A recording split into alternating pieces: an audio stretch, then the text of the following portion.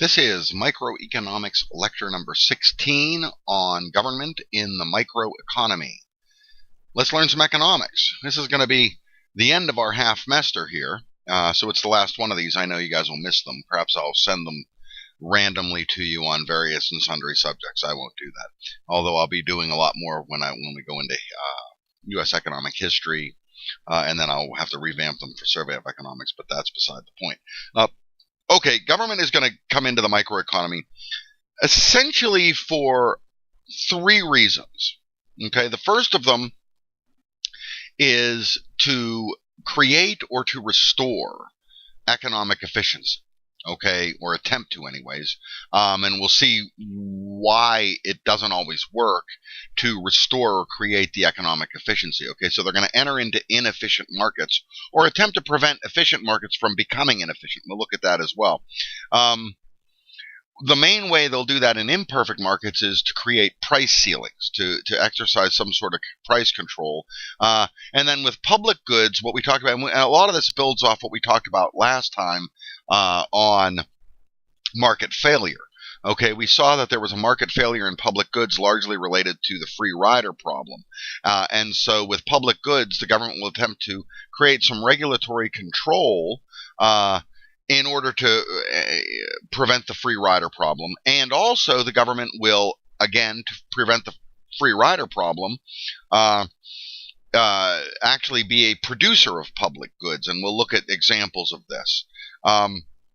Now, the problem with this, the other thing that we talked about in market failure was negative externalities, external costs. And government will intervene on this point to create some regulatory control. All of these are designed to move the market closer to economic efficiency.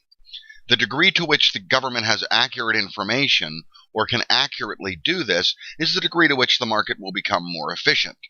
The next thing, which kind of builds off the idea of government production of public goods, is government production and purchase. The government doesn't produce anything other than public goods, largely because the only source of revenue for a government is public revenue, and so the only thing they'll produce is public goods, and we'll look at their production of that. And then finally, and perhaps most importantly, what government's going to intervene in the microeconomy for is contract enforcement.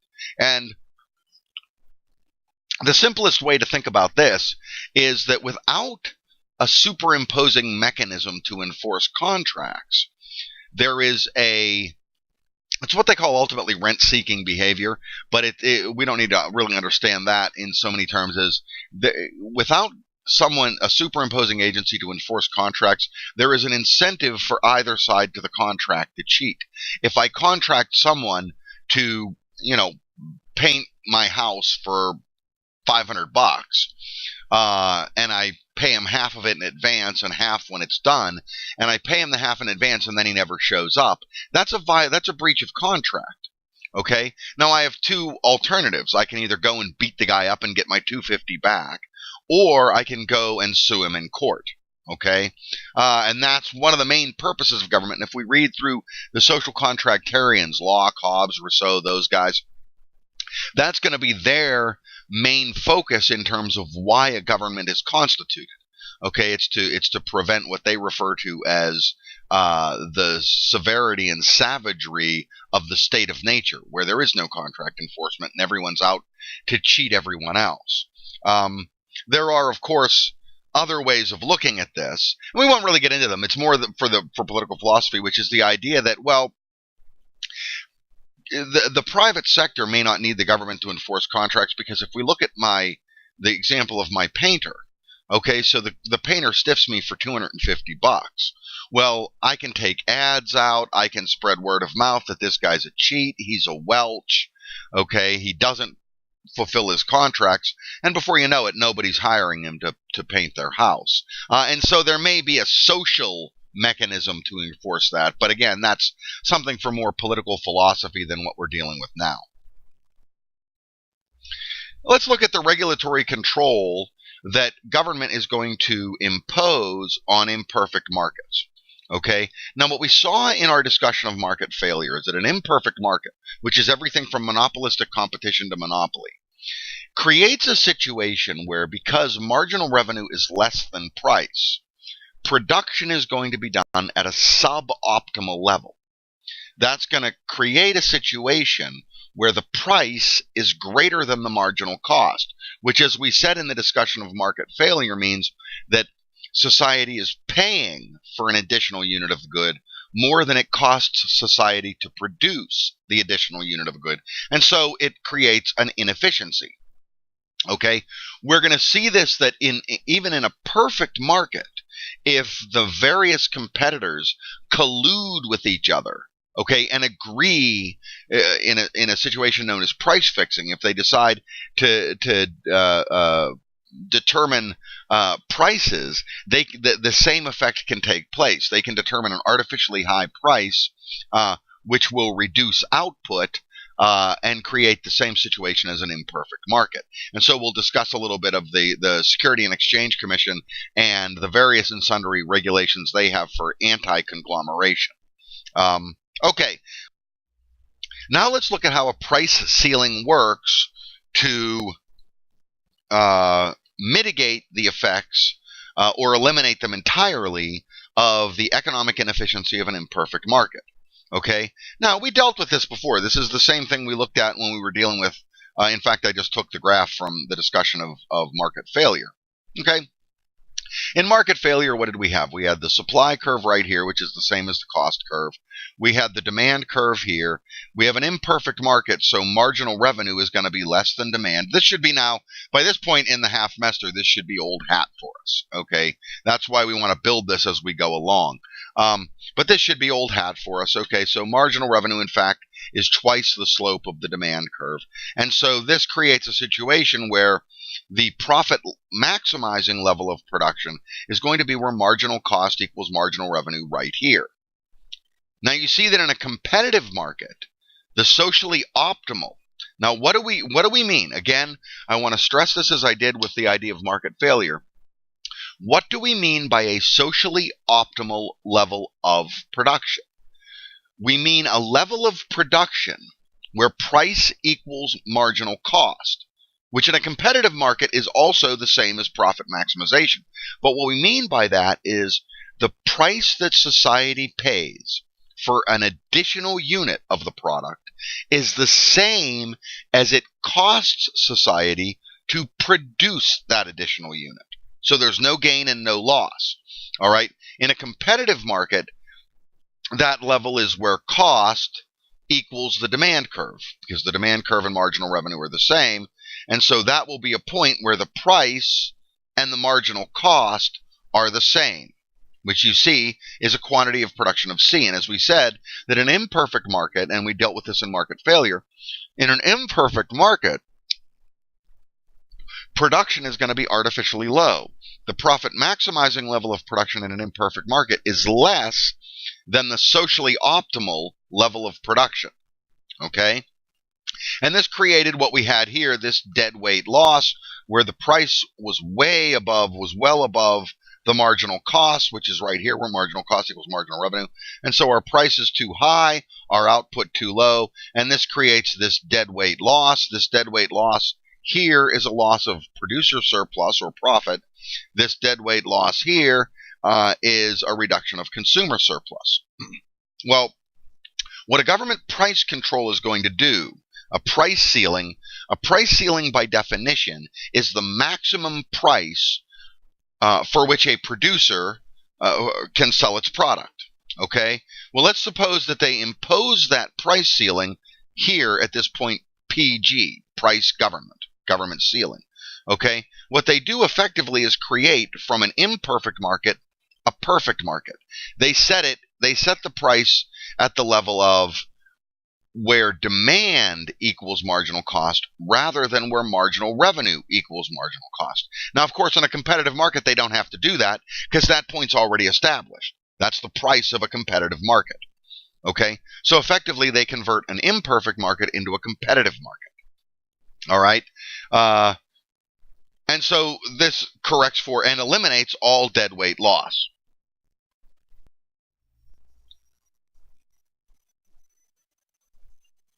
This, of course, presupposes, in order for the government to be able to set this price ceiling, they have to know accurately what market conditions are in terms of costs and demand for the product. If they don't know that, they'll end up setting a price that does not create perfect competition from imperfect competition. Okay, let's suppose the situation where they set price here at PG below the level where marginal revenue equals marginal cost. Our imperfectly competitive firm would set production levels where marginal revenue equals marginal cost to maximize production, which would be at QIC right here, okay, for a price right here. Well, if the government sets the price too low because of inaccurate information, if they set it too low, below the point where marginal revenue equals marginal cost, then they're actually going to exacerbate the situation, okay? Because now the monopolist, to maximize its profit, will go, the price, the government set price is your effective marginal revenue at this point, okay? That's your effective marginal revenue curve. And as a result of this, okay, the monopolist will set production where marginal cost equals this government set price, which is at quantity G, which stands for the quantity after the government regulation, which is actually below what they would have produced without the government regulation. It also creates more potential deadweight loss, because if the monopolists were able to, they would charge a price up here, which would create this space as additional deadweight loss. And so they actually make it even more imperfect. They make it, they move the production level further away from the socially optimal level.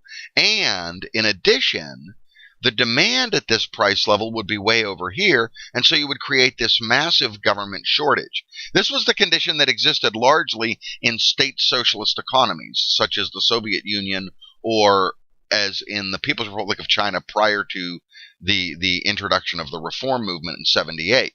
Okay, and as a result, over time, your industries are going to operate at a loss in the long run, because they'll still be making this amount of profit, but in order to soak up this demand, they're going to have to be producing this much below costs, which is going to cause them to operate at a loss, which will cause government subsidization, which is a different topic altogether, because that's state socialism and how it works and the mechanics of it. Okay, but an inaccurate price ceiling will actually exacerbate the situation, particularly in terms of moving production even further away from the socially optimal level.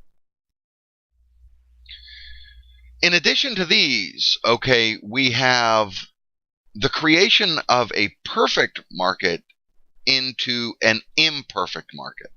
Okay, so if we take a perfectly competitive firm and they collude with other perfectly competitive firms to fix prices, then you have the same kind of deadweight loss that we looked at in market failure. And I'll tell you where this happens.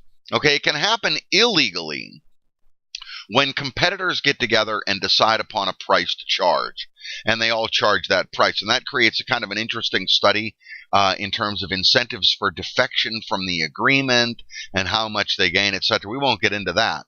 But that's actually illegal to do, and the Security and Exchange Commission enforces that.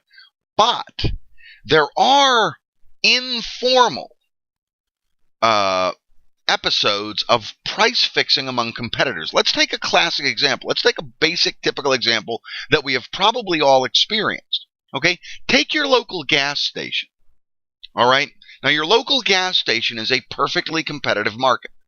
Okay, you have multiple gas stations in your area, and there is no differentiation between their products. Okay, gasoline is gasoline, all right? You tell me, from what you've seen, you tell me that there isn't some sort of price fixing going on.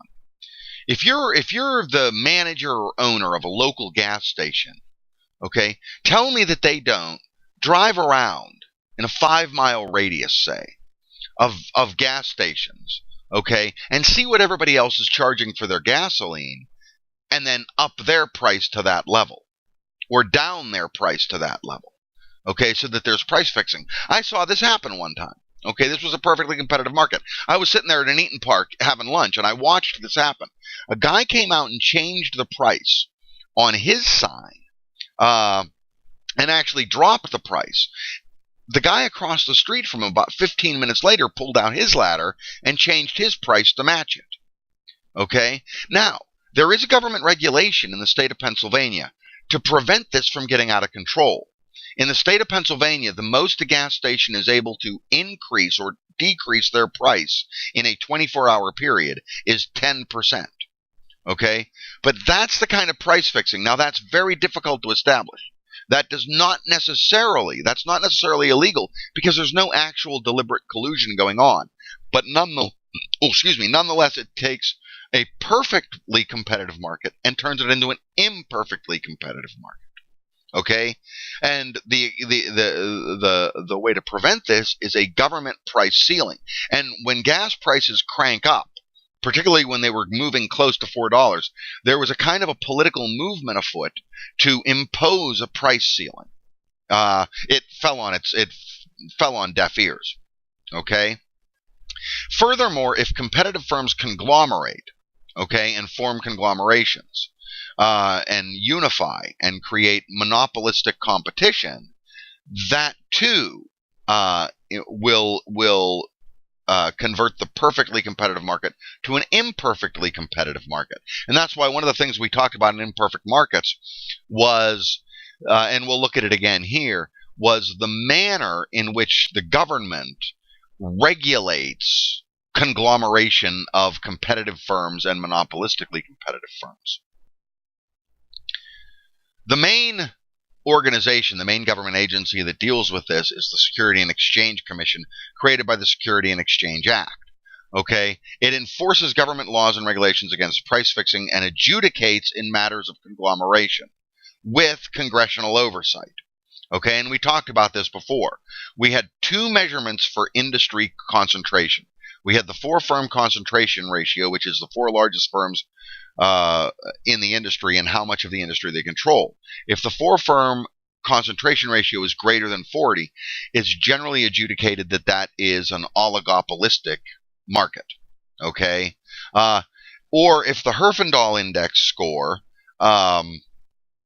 is greater than 2,500, or if the increase in the Herfindahl index because of a conglomeration is greater than 200, that'll generally be blocked by Congress. Now, conglomerations can make arguments to the SEC and to Congress why it's necessary. We won't get into those. It has to do with efficiency of scope and efficiency of cost and efficiency of conglomerating the production, the reduction of certain lines, etc., etc. But for example, when U.S. Airways and United went into bankruptcy, their first idea was to combine production and conglomerate together, and this was blocked by Congress because Congress believed that it was going to create an oligopolistic business in certain of the air routes that they shared.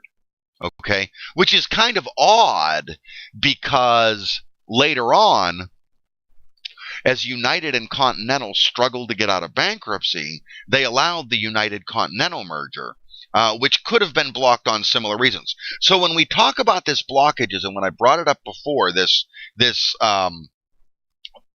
four-firm ratio score of greater than 40, or the Herfindahl score of greater than 2,500, or the increase of greater than 200, that's a rule of thumb. Okay, that's not a steadfast rule. It means that Congress is going to look at it. I'll give you another example, and I may have mentioned this before, but some years back, this is maybe, I want to say maybe 3 years ago, Rite Aid bought out Eckerd, the pharmaceuticals, okay, for retail pharmaceuticals at drugstores, right? This was looked at very closely by the SEC and Congress because both of them had already a relatively high market share. It was not blocked, okay? The conglomeration was not blocked because the argument was made that, well, that doesn't really create a monopoly or an oligopolistic industry because you have so many new competitors that have entered into the market, among them Walmart, Giant Eagle, Shop and Save, International. Okay, there are a lot of people that buy their drugs from Canada or internationally. Okay, so that was not blocked. One of the other reasons that government is going to intervene in the microeconomy is for the provision of public goods. Okay, and as much as they're into intervention of imperfect markets, this is probably even more a reason for government intervention. Okay, the regulatory control over public goods, because the main problem we looked at when we discussed market failure when it comes to public goods was the problem of the free rider. And simply put in layman's terms, the free rider is basically someone getting something for which they're not paying. Okay? Well, the main way the government's going to control this is the collection of taxes. They collect taxes from everyone and then purchase with those taxes public goods, which are then evenly distributed based on the non-exclusionary nature of public goods. Okay, so they collect taxes, for example, for national defense. The national defense forces then defend all of us equally. Okay, because of the non-exclusionary nature of it. We could look at other things that the government does this for. The government collects taxes for schools. Okay, to prevent people from sending their children to school without paying their fair share. So they control the free rider problem. Okay, now the other reason that they'll do it is because the marginal cost of providing a public good is too high for the private sector to provide. This is true and this is not true. Okay, we look, the most costly of all public goods is probably national defense. Okay, under the Obama administration, spending on national defense, as hard as this is to believe, the Bush administration, Bush 43, GW, was spending about $500 billion a year on national defense. The Obama administration actually increased that to over $700 billion a year, despite what the Obama administration claims, which is that what it wants is defense cuts and Congress won't allow them to do it. That's actually not entirely true. That doesn't ring quite true. Local and state police forces are another example, and the idea is that the marginal cost is beyond the public sector's ability to provide. And that's true and that's not true. And for example, why it's not true, the way that national defense works is most of the apparati that go into national defense are actually privately contracted. Okay, for example, the cruise missile, which is an extremely expensive weapon. Okay, they cost about $25 million a piece. Okay, well, the avionics for that, the guidance systems, are created by the Raytheon Corporation, a private contractor. The government subcontracts these, takes competitive bids, auctions it off, etc. We'll look at that in a minute. And so they're actually provided by the private sector. In terms of the personnel, okay, those are government employees, but that too could be provided by the private sector. What we saw, for example, in the United States occupation of Iraq, not so much the invasion, but the occupation of Iraq, was at an unprecedented level. It had been done before, but at an unprecedented level, the government actually subcontracted a lot of the occupation tasks to private corporations, most famous of which, of course, is Blackwater, which is a private security firm. Okay? And in fact, one of those guys was just recently, just a couple of weeks ago, convicted for 20 years for abuse and murder of some Iraqi civilians. The same thing's true of local and state police forces. We've all seen them. We've seen rent-a-cops, okay? Shopping malls will hire private security forces to enforce the rules. Well, local communities could kind of do the same thing. The government could still pool taxes and then subcontract the provision of police, security, fire to private corporations. In a lot of ways, that's what they do. That's what governments now do with public roads, for example. Used to be that every little local community and the state had roadwork crews, okay, that were government employees. That doesn't happen as much now. What happens instead is the government collects taxes for it. okay, or borrows money for it, issues bonds and borrows money for it, and then subcontracts the actual production of the good.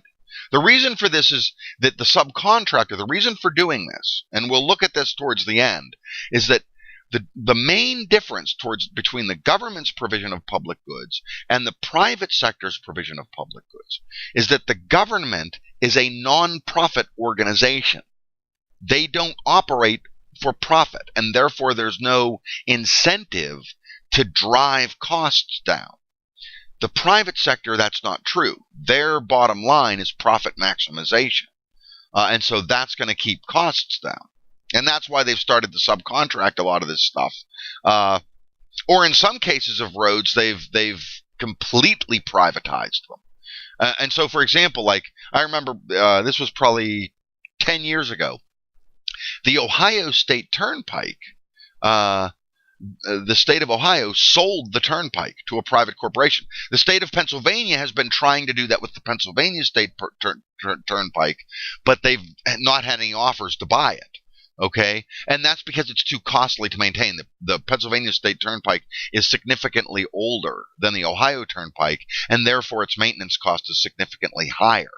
But at any rate, that's the basic idea behind it. Okay, and a lot of what I just was talking about gives us the alternative to public goods. Okay, so could national defense and police be privatized? You collect the resources together in the form of taxes, and then you subcontract them to the private sector. Okay? The question, of course, is how to account for the free rider problem. Well, by government taxation, that kind of corrects for the free rider problem.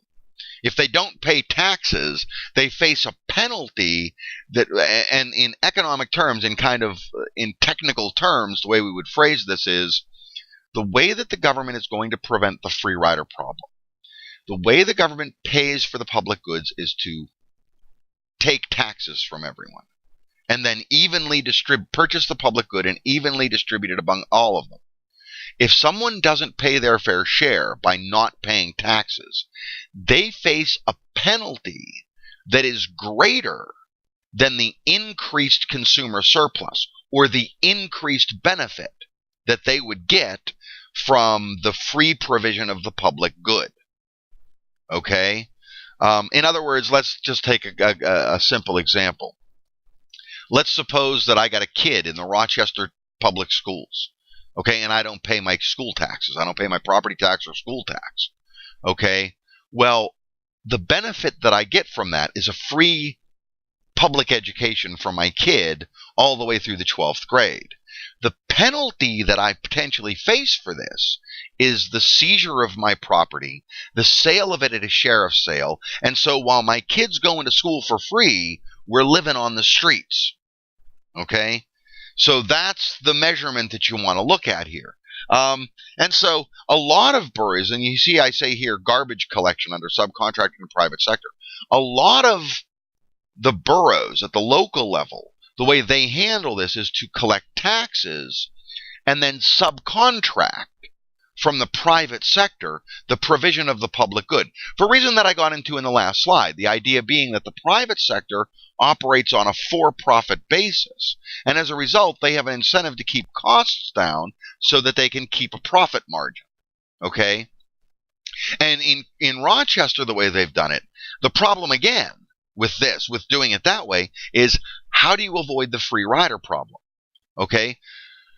Well, if we're going to collect it through taxes and someone doesn't pay their taxes, we can refuse to give garbage collection. The way the Rochester Township recently did it, for a while it was privately contracted. You would contract your own garbage collection, but the marginal cost of so doing was too high. I was paying Waste Management $54 every 3 months to come and collect my garbage. What Rochester Township did was kind of a mix of the two. Okay?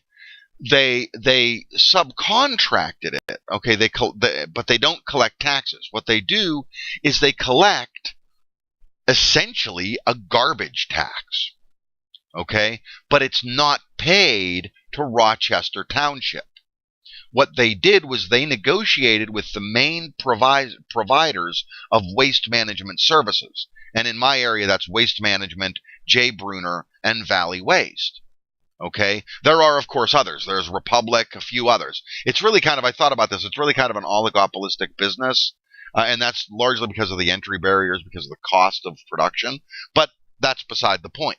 At any rate, what they did was they had these guys submit bids for garbage collection in Rochester Township. And then instead of increasing taxes, what they did was they charge everyone effectively what is a garbage tax, which is then not paid to the township, but which is paid directly to Valley Waste. They're the ones who won the bid. As a result, my consumer surplus went up. As a result, the cost of production went down for me by about $10 every 3 months, okay, because they brought in a lower bid than did Waste Management. And how you prevent the free rider problem here is someone who doesn't pay their waste management, their waste collection fee to Valley Waste won't pick up their garbage, okay? And that's how you prevent the free rider problem. Remember, when we dealt with market failure in public goods and the free rider problem, what makes that go away, okay, is the ability to convert the public good to a non-public good. And the way you do that is to create an exclusionary availability. If you can make it exclusionary, if you can exclude those who don't pay from enjoying the benefit of the good, then it's no longer a public good. And so Waste Management, even though the contract was negotiated by the township, it doesn't really constitute a public good because you can exclude those who don't pay. Okay?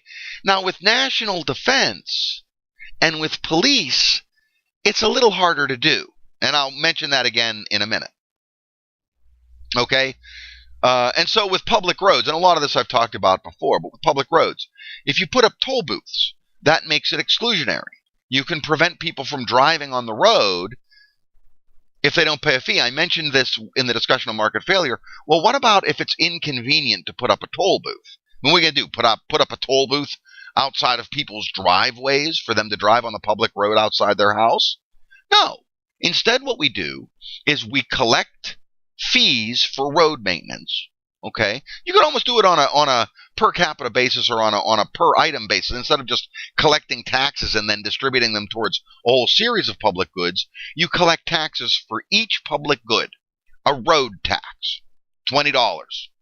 Okay, if you don't pay that, then they create an interface between their computer base for taxes and the CPU in your car, so that if you drive onto that road, it shuts your car's CPU down and your car shuts down.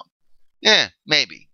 Okay, a little technologically costly at this point. That's one of the things we're going to look at the end, is what mitigates or what reduces the effectiveness of this government intervention.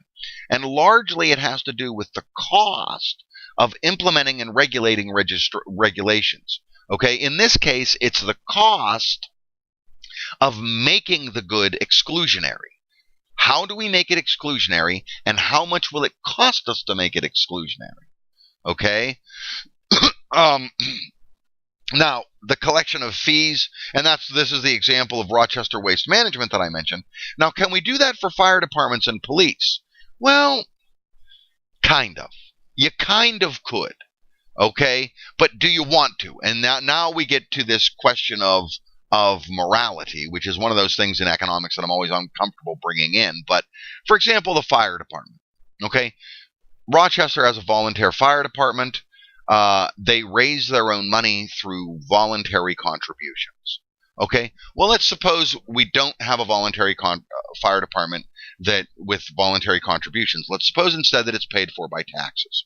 And let's suppose I don't pay the tax. We'll make it an individual basis. You have to pay a fire department fee, okay, a fire protection fee, we'll call it. Let's say $25 a year. You're going to kick $25 a year for your fire department. Well, I say, screw that. I'm going to free ride on this. I'm not going to do that. And I'm going to get the benefits of fire protection if my house catches on fire, God forbid. And I'm going to take advantage of that, okay, and not pay the fee. Well, the fire department has record of who pays and who doesn't pay. That's always the fear. Okay, this is the fear that the Fraternal Order of Police use, okay, or the Police Chiefs Association. They call you on the phone and they put the arm on you. They're like, hey, would you give us $10 or $20 for a donation to the Fraternal Order of Police? And of course, the fear is that if I don't donate the money, they're going to have record that I haven't donated the money. And so when I call the cops, they're not going to show up. Same thing here with the fire department.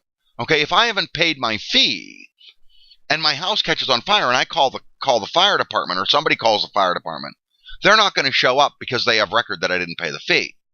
You can do that. You can absolutely exclude that. Do you want to? I don't know. I mean, this is a real moral question at this point, and moral questions always make me uncomfortable in economics, because in economics, there are no moral questions. Okay? We exist in a vacuum in economics. All right? Is the cost to society worse? Okay? By allowing those who can't be excluded from enjoying the item, is the cost worse to do that, or is it worse to let the guy's house burn down? Okay? Because he didn't pay his fee. That's a political question more than an economics question. Now let's see how we compensate for external costs. Okay, and when we talked about market failure associated with external costs, what we talked about was essentially negative externalities, most notably pollution. Well, the classic way of correcting for this, okay, and the problem. First, let's recap the problem. The problem is that the producer, okay, in their profit maximizing level of output calculations, which we went through at great length, they only include the internal costs of production. And we talked about this in the preceding lecture on market failure. They only include the cost of producing the item internally, their labor costs, their input costs. They don't include the potential external costs to third parties, to society in general. Okay? Well, it's simple to do this then. We simply force them, okay, compel them to include these external costs. Okay, the costs of polluting, the cost of producing toxic chemicals, the costs, we shift the imposition of costs on society back to the producer.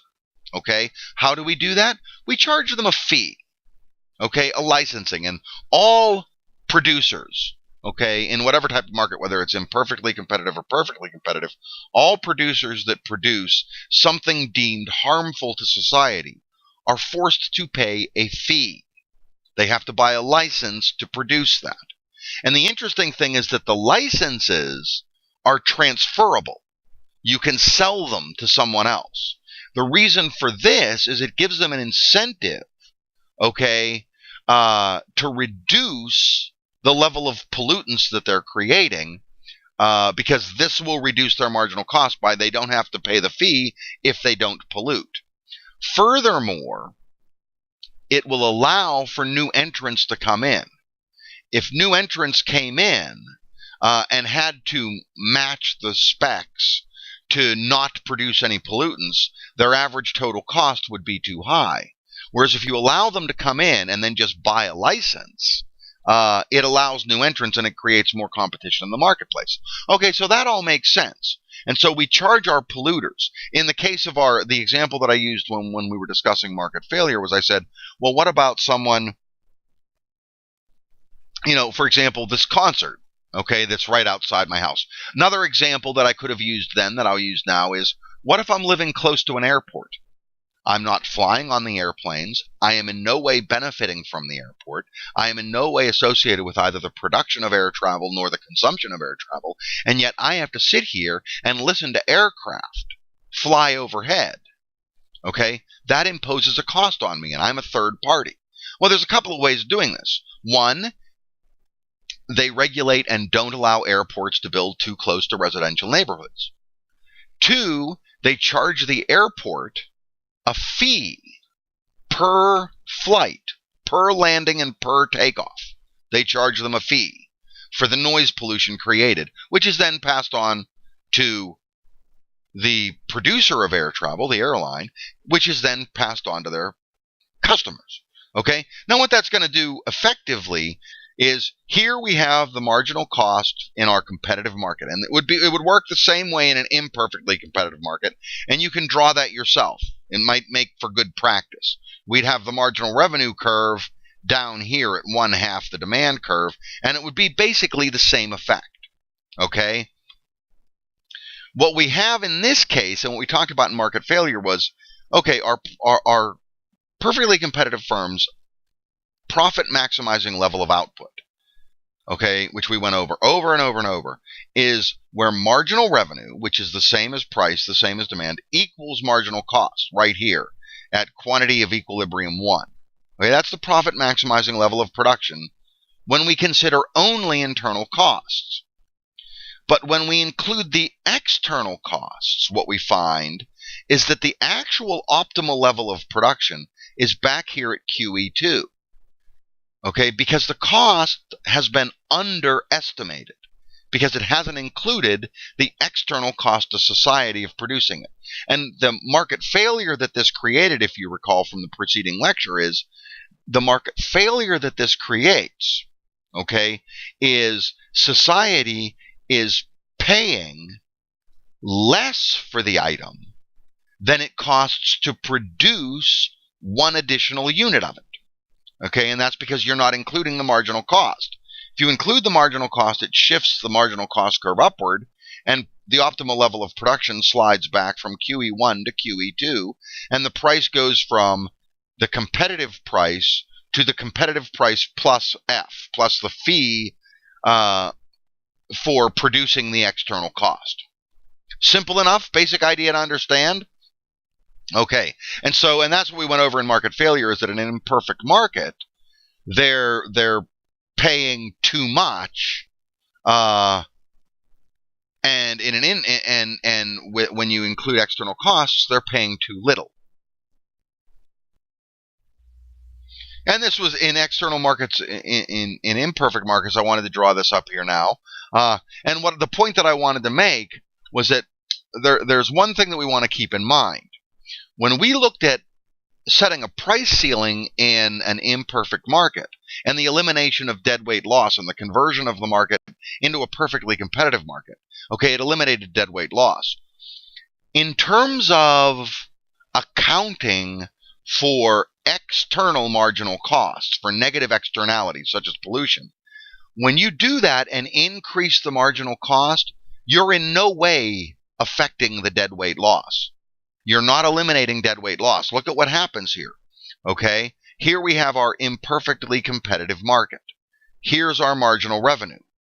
Our imperfect competitor is going to set its profit maximizing level of production where marginal cost equals marginal revenue, right here, for a price up here. That creates this deadweight loss identified by the triangle outlined in red, okay, and an output level of QE1.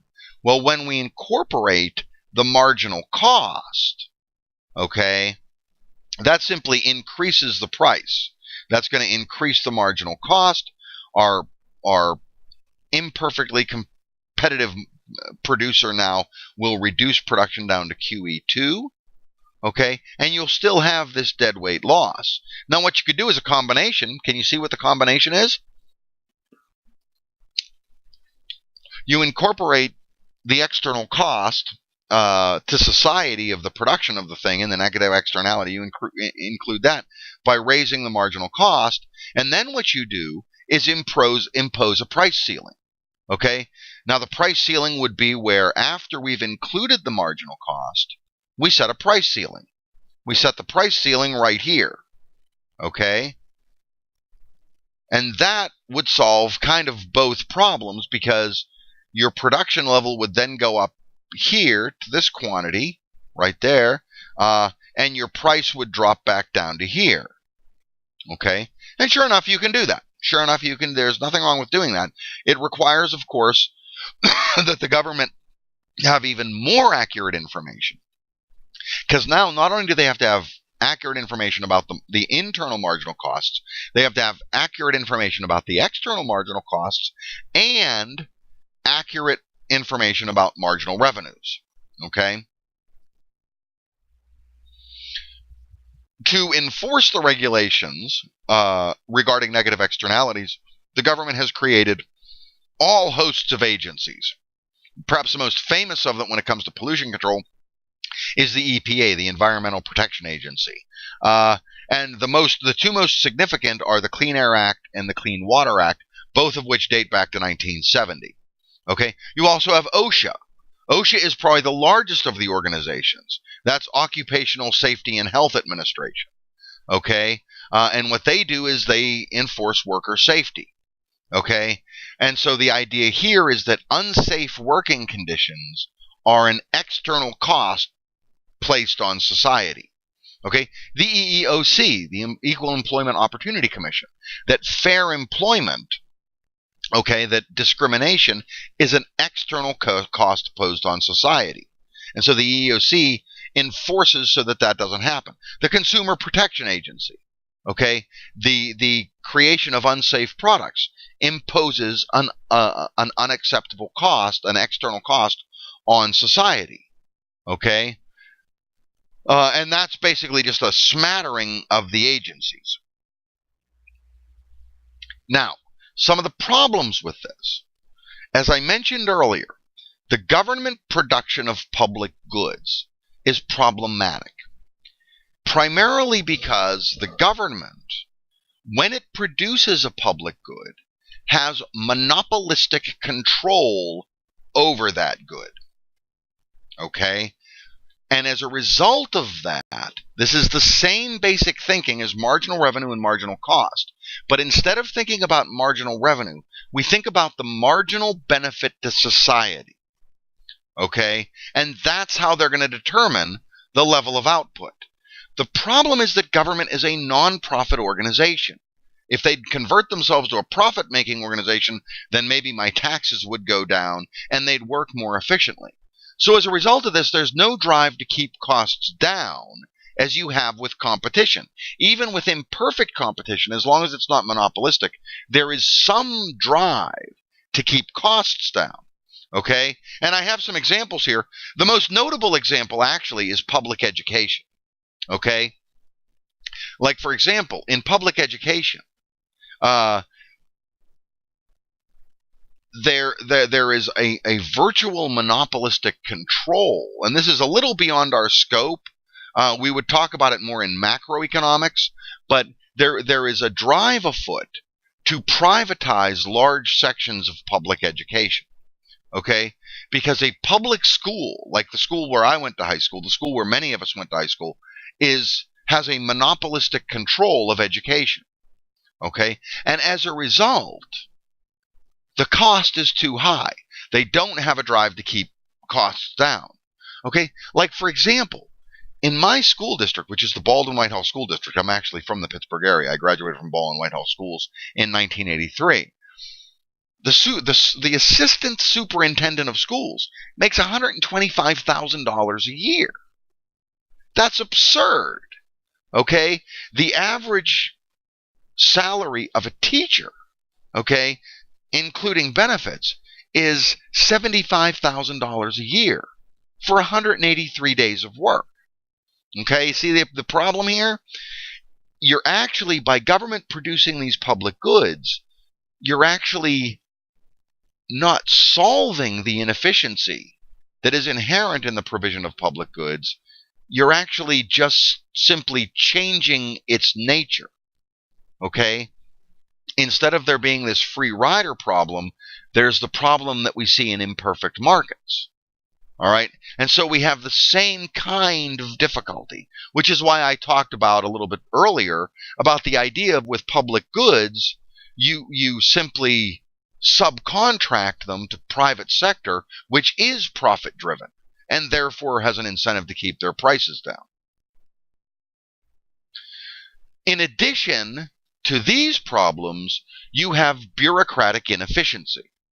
Okay? Every level of bureaucracy has its own efficiency. And so you have labor redundancy and the government stimulation of the economy. The Obama administration some years back made great acclaim about the fact that it had increased employment and it was dropping unemployment levels. Well, what they all didn't tell you was that the main way they were doing this was by massively increasing the government bureaucracy and massively increasing government spending. Okay? And so they basically became a large employer. In developing countries, the government is oftentimes the number one employer.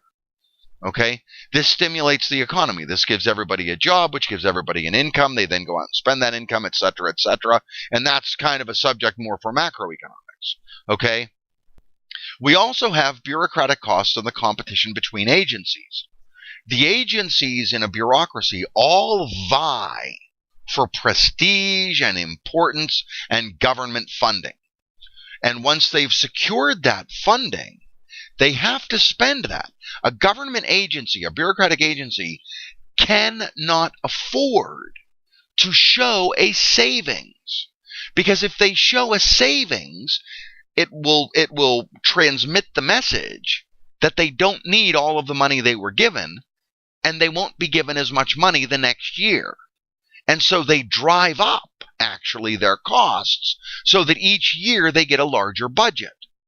Okay, that reduces the effectiveness of this government intervention in the microeconomy. Okay,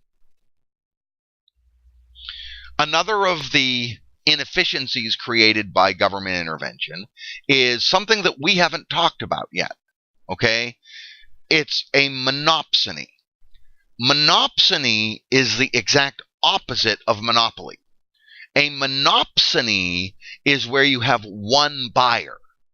Okay? In a monopoly, you had one producer. And what did we have with that? In a monopoly, the producer has complete market power. They are a price maker. Okay?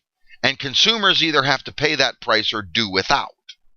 Well, when it comes to government purchases, or when it comes to a monopsonistic market, you have one buyer.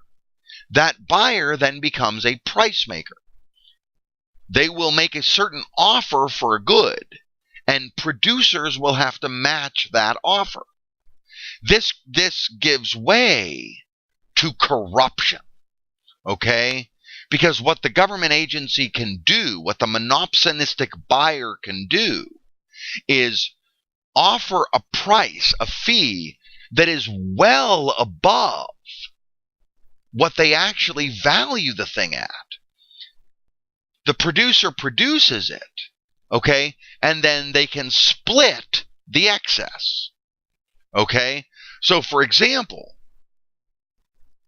in a monopsony, we can set our price artificially high. The producer then comes in and matches that price. They produce it at a much lower cost, and then they give us, as a bribe, part of that excess. And so it gives its way to corruption. The monopoly will give its way to corruption as well, and this gives way to government largesse and government corruption. Okay? And that's why what in a lot of ways, and what I've talked about a good deal here in this discussion, is that a lot of government purchase of public goods is now being produced by the private sector to avoid this problem. Now, how it avoids the problem of the monopsony is that the government will force competitors to compete in bids, and then based on the lowest bid, that's the price that the government will purchase it at. Okay? And so there is a whole host of different bidding processes which we won't get into here. If this were a more advanced course on microeconomics, such as Micro 2, or such as economic foundations for business management, we'd talk about these different ways. Have a government auction, have secret bids, have second party bids, etc. Okay? Same basic idea. It puts them into a bidding process. Finally, ultimately what it all gets down to is imperfect markets, okay, or market failure creates a certain inefficiency for society, Okay? So, for example, in the case of an imperfect market, the price that society is paying for an additional unit is greater than the cost to society of producing that unit. That creates an inefficiency. With negative externalities, exactly the opposite. The cost of producing an additional unit is greater than the price that society is paying. Government in public goods, the problem is the free rider and the non-exclusionary nature. So government intervenes to try to correct this inefficiency. And for reasons that we just looked at, there are a number of factors that mitigate the effectiveness of this. Government corruption, the monopsonistic nature of government markets, the monopolistic nature of government provision of public goods, etc. Well, the main thrust of this idea is that it is a cost-benefit analysis. Is the cost in terms of regulating, implementing, enforcing the market more than the benefit you gain from moving the market towards efficiency? In other words, the government intervention is designed to move the market towards socially efficient levels of output and prices, where marginal revenue equals marginal cost. Okay? Moves it towards a competitive market. Well, is the value, the benefit derived from doing that greater than the cost of doing it? That's one consideration. And that's a case-by-case basis. Okay? And what you wind up with is now we're all the way back to one of our original discussions of diminishing marginal returns. And this is one of the things that they found out. One of the classes that I taught at Robert Morrison that's still offered there is business enterprise and public policy. And what we look at there is government intervention in the marketplace, particularly at the microeconomic level, its effectiveness, etc., etc. We look at a lot of different things at a microeconomic level. And one of the things we find is that if we look at the Clean Air and Clean Water Act particularly, when there was no Clean Air Act and no Clean Water Act, there was a lot of pollution in the environment. What we have with diminishing marginal returns is, this is a classic example of diminishing marginal returns. As they first started to devote money and resources to cleaning up the environment, they got very large reductions in the levels of pollutants. But now they've hit diminishing marginal returns. Each dollar spent on cleaning up the environment produces less of a reduction in levels of pollutants. Okay? The other thing that we have to look at, okay, particularly in the case of negative externalities, what we saw was what happens microeconomically in a negative externality. Producers are producing too much. Why are they producing too much? Because they're not incorporating in their production optimization, they're not incorporating external costs. And so as a result, society is paying less for an additional unit than it is costing them to produce that additional unit. Okay? And so when we incorporate the external cost and regulate, either by reducing their level of production or by causing them a fee, whatever's going to reduce their level of production, we have to understand something. Okay? Yes, you reduce the level of production. They were overproducing. We reduced that back to a socially optimal level of production. The problem is you're reducing levels of production. And when you reduce levels of production, you reduce the demand for labor. And when you reduce the demand for labor, they stop hiring people. They don't need as many workers, and so people lose their jobs. And so if you're going to protect the forests, that's perfectly fine. Okay? If you're going to impose a fee that will reduce the number of trees that they cut down, that's a perfectly reasonable thing to do to achieve a socially optimal level of production. But understand that when you do that, that means they're going to need fewer lumberjacks. And so you can sit there and you can enjoy your forest, and you can enjoy your spotted owls and your clean water, and you can enjoy all of that, but understand you're going to be enjoying it on the unemployment line. Okay? And that's the political debate that takes place right now. Most recently, there is a movement afoot, and I don't remember, I didn't pay attention to the particulars of it, but it's a classic example of this, and we're replete with them, that they're planning on building a natural gas pipeline from Alaska all the way down to Southern California. Okay, and the environmentalists are all up in arms. Oh, you can't do this. It's going to interfere with the migratory patterns of coyotes and wolves, and it's going to destroy forests and do this and do that, and it's going to blah, blah, blah, blah, blah. Okay, fine. All legitimate arguments. All legitimate arguments. Okay? And as a member of the Sierra Club, I agree with these. But I also understand the economic cost of that. Understand that that's perfectly fine, but that means you're going to sacrifice a certain level of productivity. Are you willing to do that? That's the political debate. And that varies. In economics, there's no right or wrong answer. I mentioned, in terms of market failure, one thing, okay, that's very interesting and that Robert Morris is on the cutting edge of.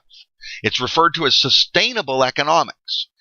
As it works out, while it may appear to a producer that it's better to not have to include the external costs of production, okay, to not have to include negative externalities, okay, because they can produce more, they don't have to adjust their optimization, okay, of production or their profit maximization calculations because they don't have to incorporate these external costs, and therefore they'll make more profit in the short run. As it works out, what studies have now shown, what actually mathematical models show, okay, there's a mathematical model for this, that over multiple iterations of the game, in other words, in the long run, as you produce more and more, you actually will end up maximizing profits over time by incorporating these external costs. Okay, it's a little beyond our scope to go into the full 9 yards of that. That would be more for sustainable economics, which is another course at Robert Morris. I'm sitting here plunking courses at Robert Morris for those of you who want to take them, okay? But in sustainable economics, that's one of the things we look at, okay, is that over multiple iterations of the game, you're going to maximize your payoffs by actually accounting for external costs. Why? Because you're not going to deplete your resources. Let's use as an example this forestry thing that I brought up, a couple of minutes ago. Okay? Yeah, well, as it works out, the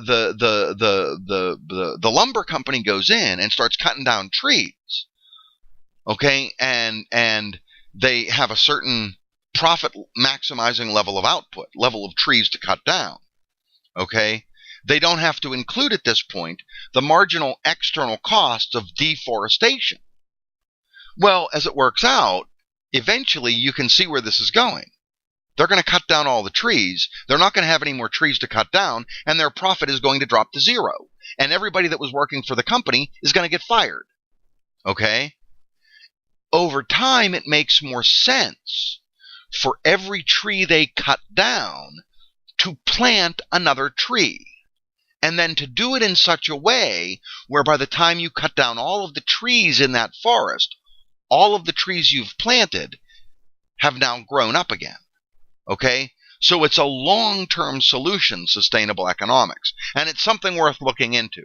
But anyways, that's all we want to say on this. That's the conclusion of the discussion of government intervention in the microeconomy. And it is actually the conclusion of the class. This is the last of our lectures on the matter. It's been wonderful sharing all this with you. Have a great summer. And we'll finish up with things. Now, the final for this class is the problems. We're not going to have all 10 problems. I'm going to reduce the caseload because 10 is just too much in this next week. But hopefully most of you have started working on it. I think maybe I'm going to put one more on there, which will give 8. And then there'll be 12.5 points apiece instead of 10 points apiece, which should make your lives a little easier. And I think I might throw out another extra credit problem this week, just something to work on. Get a few points here or there. We need to bump up the points a little bit. And so, all right, thanks, and bye-bye.